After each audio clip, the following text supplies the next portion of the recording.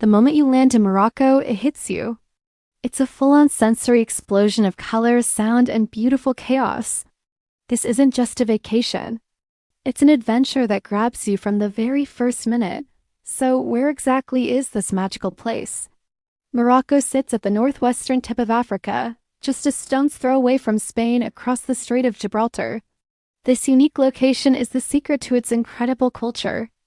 It's a mesmerizing blend of Berber traditions, Arab influences, and a touch of European flair. It's Africa, Europe, and the Middle East all swirled into one unforgettable country.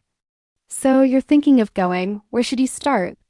Let's dive into the must-visit cities. First up, the legendary Marrakech. This city is pure energy.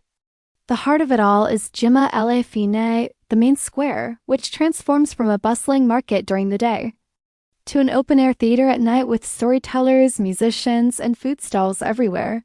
Getting lost in its maze-like souk, the traditional markets, is part of the fun. You'll find everything from vibrant spices and handcrafted leather goods to shimmering lanterns. Next, we journey to Fez, home to the oldest and largest medina in the world. Stepping into the Fez Al Bali is like traveling back in time. We're talking centuries. This is a UNESCO World Heritage Site, and it feels like it. The narrow alleyways are a labyrinth where donkeys are still the primary mode of transport. You'll stumble upon ancient tanneries, stunning mosques, and hidden courtyards. Fez is less about the tourist buzz and more about authentic, unfiltered Moroccan history. It's a truly humbling experience. Then, for a complete change of pace, you have to see Chefchaouen, the famous blue pearl of Morocco. Tucked away in the Rif Mountains, nearly every building in this town is painted a breathtaking shade of blue. The vibe here is so much more relaxed and peaceful compared to the big cities. It's the perfect place to just wander, take incredible photos, sip mint tea in a quiet cafe, and soak in the serene mountain atmosphere.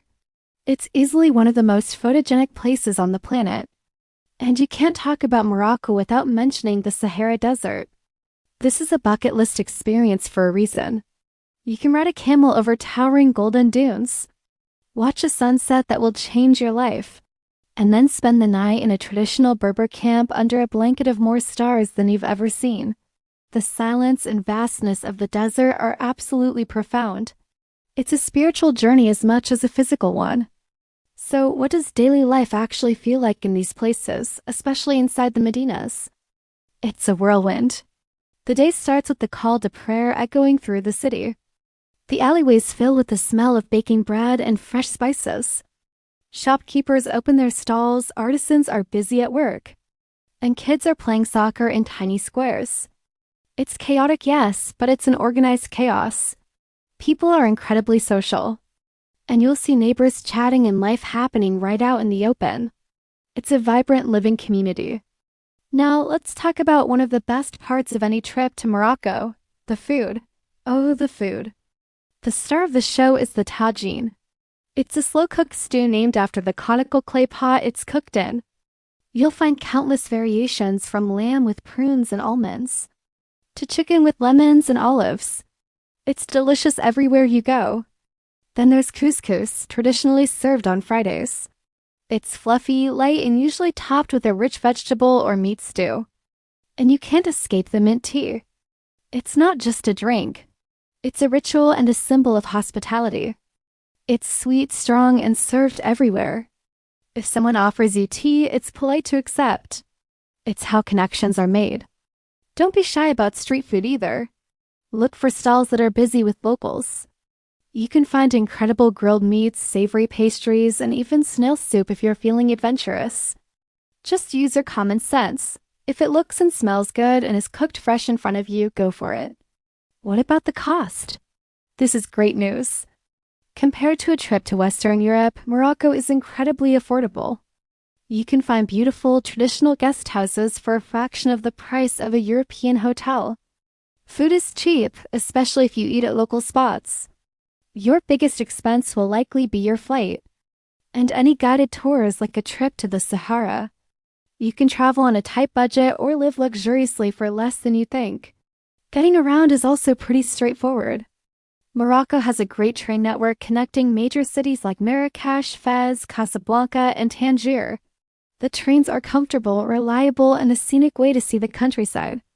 For shorter distances or getting between cities, shared grand taxis or buses are a popular and cheap option. Inside the medinas where cars can't go, your best friends are your own 2 feet. And for short hops, a petite taxi is easy to find. Just make sure they use the meter or agree on a price beforehand. Let's touch on safety, because that's a question a lot of people have. Overall, Morocco is a safe country for travelers. The people are famously warm and welcoming.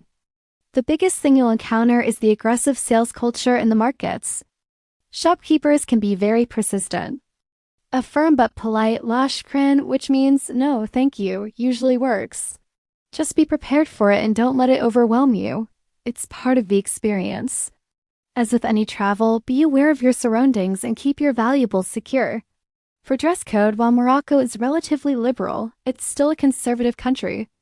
It's respectful, especially when visiting religious sites or in more rural areas, to dress modestly.